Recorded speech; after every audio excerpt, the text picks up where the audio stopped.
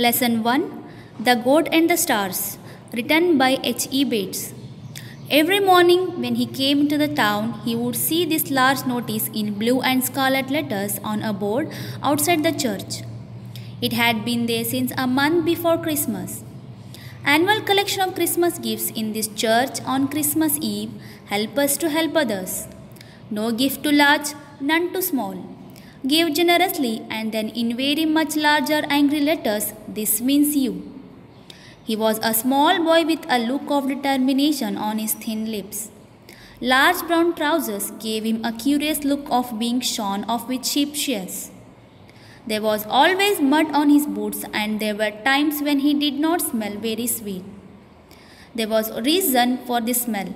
His father and mother had a small farm of about 10 acres. 2 miles out in the country.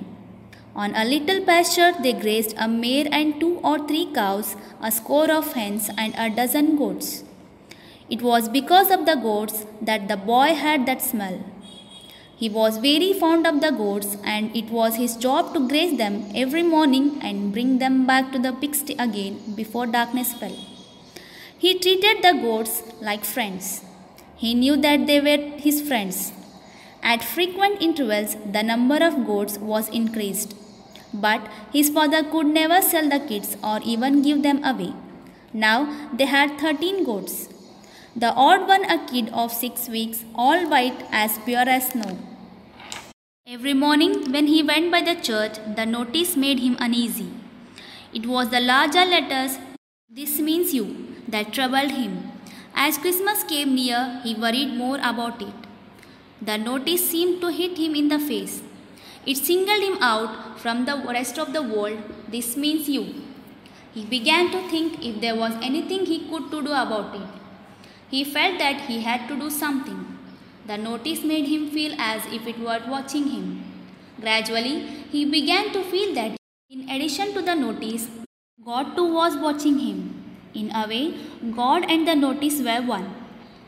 It was not until the day before Christmas Eve that he decided to give the goat kit to the church. He woke up with the decision. It was as if it had been made for him, and he knew that there was no escaping it. He had already grown deeply fond of the little goat, and it seemed to him a very great thing to sacrifice. That day there was no school, and he spent most of the afternoon in the pigsty, kneeling on a streaked floor, combing the delicate milky hair of the little goat with a horse comb. In the stable, the smell of goats was strong, but he did not notice it. It had long since penetrated his body and whatever clothes he wore. By the time he finished brushing and combing the goat, he felt extremely proud and glad of it. He did not know what other people would give. No gift was too great, nor too small. Perhaps people would give things like oranges and nuts or toys and Christmas trees. But no one else would give what he was giving. Something small and beautiful and living. That was his friend. When the goat kit was ready, he tied a piece of clean string around its neck. His plan for taking it down into the town was simple. Every Christmas Eve, he had to go to and visit an aunt who kept a small corner grocery store in the town. Aunt would give him a box of dates for his father, a box of chocolates for his mother, and some sort of present for himself. All he had to do was to take the kit with him under cover of darkness. It was so light that he could carry it in his hands. He got down into the town just before 7 o'clock.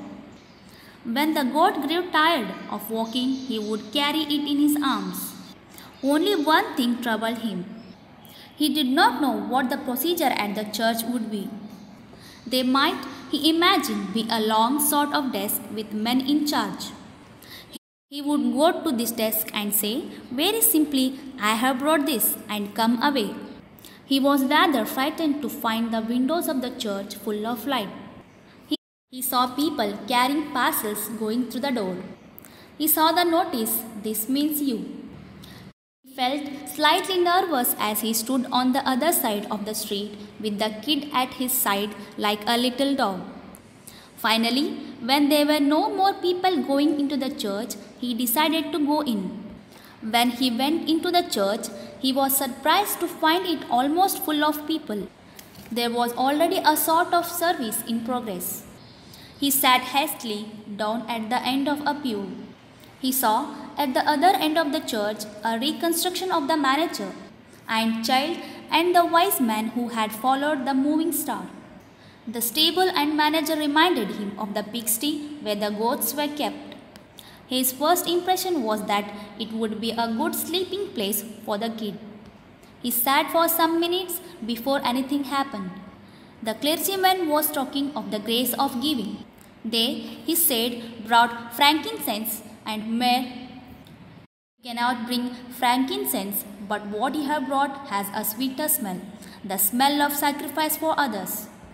As he spoke, a man immediately in front of the boy turned to his wife, sniffing and then whispering, "Funny smell of frankincense." "Yes," she whispered. She too was sniffing now. "I noticed it, but didn't like to say." They began to sniff together like dogs. After some moments, the woman turned and saw the boy and the goat in his arms. "Look around," she said. The man turned and now he too saw the goat. "Well," he said, "well, no wonder."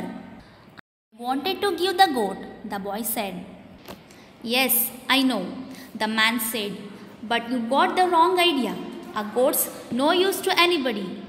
The boy walked down the steps of the church into the street, the goat quite now in his arms.